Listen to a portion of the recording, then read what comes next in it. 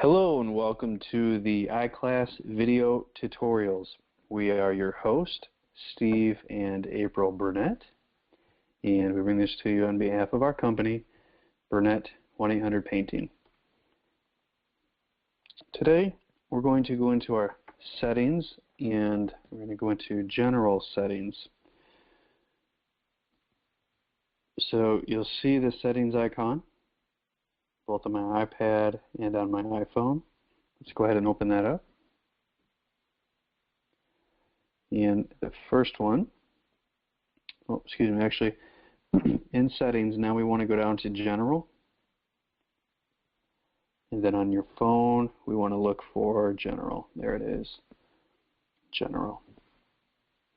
So let's open that up. And okay, first up, we have software updates. If you have updates on your phone, this is where you're going to need to go, or on your iPad, to update them. Now first, please heed this word of caution. If you're updating from, say, iOS 6 to iOS 7, the newest release, 7, please make sure you back up your device to iTunes on your computer. You do this by turning on your computer, turning on iTunes, and then plugging your device into your computer. iTunes should recognize it, and it may prompt you to request for backup, and go ahead and agree to do a complete backup of your device. Now you can go ahead and update your software. And if by chance that all your photos are gone, or anything else that you might have on there, then you can just plug it back into your computer, into iTunes, and it'll put everything back on for you. So here is where you would go in to your software update, and you'll see, on both of my devices today, iOS 7.03 is the most current software, and both of my devices are currently up to date. Next, let's go into Siri. Now, some of your devices may not have Siri, but for those who do, a couple of things here in Siri. First is, you can actually change the language that Siri uses to speak to you. So I have mine set on English, United States. You can give it the British accent or Canadian. Canadian accent, or if you prefer an Australian accent. And you can also change the languages, German, Italian, Japanese, if you wish. And you can now select Siri's gender, whether it be female or male.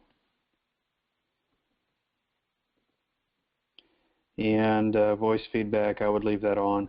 Now here's something that's very valuable, and that is where it says My Info. Right there, you're going to want to go in here, and it's going to open up your contacts, and you're going to need you to save your own contact information, your name, your address, your email, and your phone number. That way, when you speak to Siri, she knows who you are. And so if you say you want directions home, say you're out of town and you're just looking for the quick route home, and so all you'd have to say is navigate home.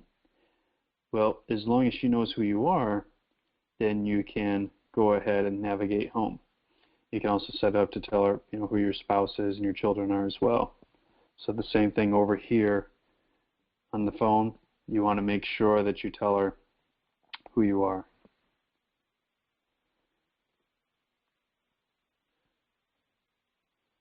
Okay, backing out of Siri, go back into General.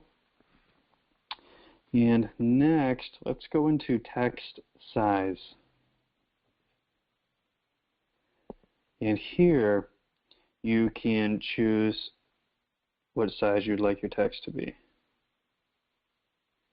I leave mine on large, and that works well for me. I believe the default's right in the middle, so you may want to increase it. I know I like it that way. Okay, next, let's go to this right here, lock rotation and mute. Now this is on the iPad, and what lock rotation and mute is going to do is okay, on your iPad, if your home button is down here, then you're either going to have a switch on this side, or some of them have a switch on this side. There's the double button and the little switch, or the double button and the little switch on the phone. It's right here. That's what this is referring to, side switch. Now you can use it to either control your mute or your lock rotation. If you don't want your screen flipping around every time you move your device around, then you would switch it to lock rotation, and then you could turn that on and off. Myself, I prefer to leave it on mute. Okay. Usage, this is good if you want to see how much your device you're actually using as far as memory. Now it takes a few moments for it to pull up your apps. There we go. But on top, what it'll do is it'll tell you how much you have available. So on my iPad, I have 17.6 gigs available, and I'm using 10.4. And now if you find that you only have, like on my phone, 1.4 gigs available, because I'm using 12. Now this is a 16 gig phone, and if I'm running low on space, what it's going to do is reveal all the apps that I have and how much space they are taking up. So if you need more space, you may find that you need to delete some. Look, on my phone, I have music that has 2.1 gigs, and then my photos, 1.8. Those are usually the two largest.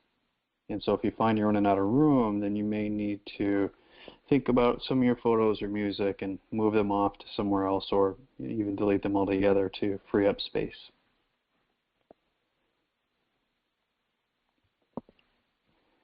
Okay, auto lock. Now, if you find you go to use your device and you set it down, and each time you go to pick it up, it goes to sleep on you too fast, well, here's where you can adjust that.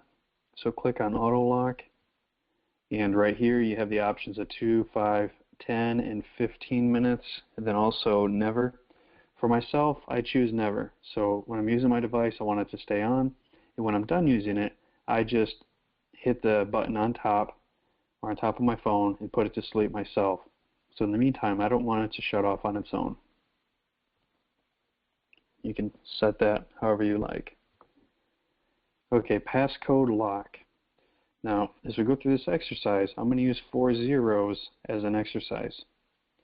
So if you want to go through this exercise, I'd recommend 4 zeros, or if you decide to set up your passcode, please write it down. So I'm going to select passcode lock. I'm going to go over here to turn passcode on. I'm going to use the super secret 4 zeros. Okay, put that in, and now my passcode is on. So go back into general. Okay, say you've set a password, or if you went through this exercise and you want to turn it off or change it, you would again go back into passcode lock, and you have to enter your passcode to get in. And now you can either turn it off or change it. I'm going to go ahead and turn this off. There we go. And that is how you set the password to get into your device.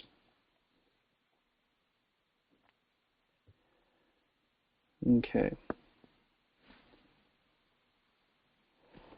Next, we're going to go to our keyboard.